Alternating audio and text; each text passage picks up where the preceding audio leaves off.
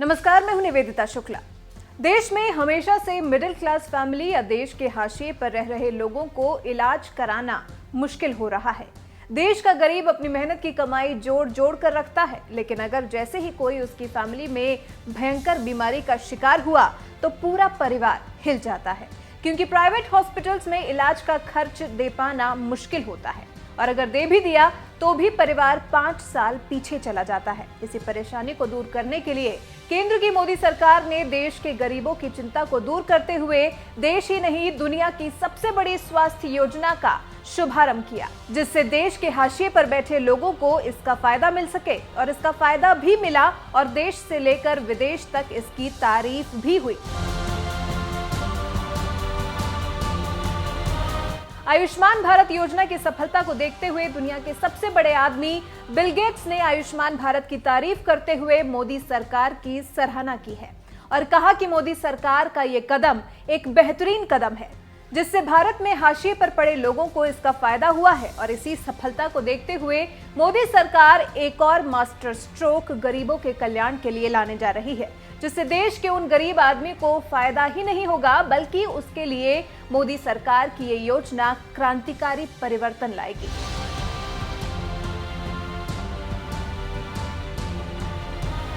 आपको याद होगा, देश में तरह तरह की बीमारियां बढ़ती जा रही हैं, जैसे कि स्वाइन फ्लू, दिल की बीमारी, कैंसर और इन्हीं खतरनाक बीमारियों में से एक बीमारी है लिवर की बीमारी, जो खतरनाक ही नहीं जानलेवा भी होती है और इसका इलाज बहुत महंगा होता है। केंद्र सरकार इसी मुश्किल को दूर करने के लिए एक बड़ा फैसला लेने जा रही है, जिसमें हेपेटाइटिस बी से पीड़ित किसी भी मरीज का इलाज निःशुल्क उपलब्ध कराने की तैयारी है। मोदी सरकार की इस योजना पर काम जारी है, जो करीब 6 महीने में ये योजना लागू हो जाएगी। तब देश भर में हेपेटाइटिस बी की दवाएं निःशुल्क मिलेंगी और इस बात की जानकारी foundation for innovative new diagnostic द्वारा आयोजित एक कार्यक्रम में केंद्रीय स्वास्थ्य मंत्रालय के राष्ट्रीय रोग नियंत्रण एनसीडीसी की अतिरिक्त निदेशक संध्या काबरा ने दी। काबरा के अनुसार सरकार ने हेपेटाइटिस बी का इलाज निःशुल्क उपलब्ध कराने की पूरी कार्य योजना और बजट तैयार कर लिया है और उम्मीद है कि उसे सरकार की मंजूरी भी मिल जाएगी।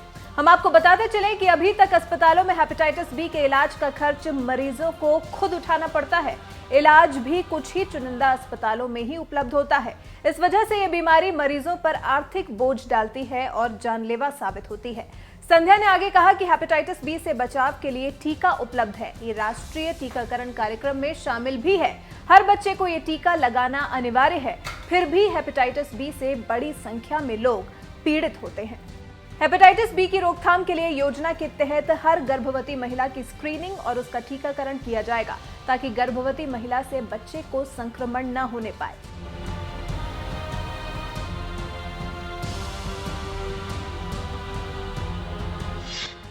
जो भी हो, मोदी सरकार का ये कदम बहुत ही क्रांतिकारी है और इससे लाखों गरीब लोगों को इसके इलाज का फायदा मिलेगा।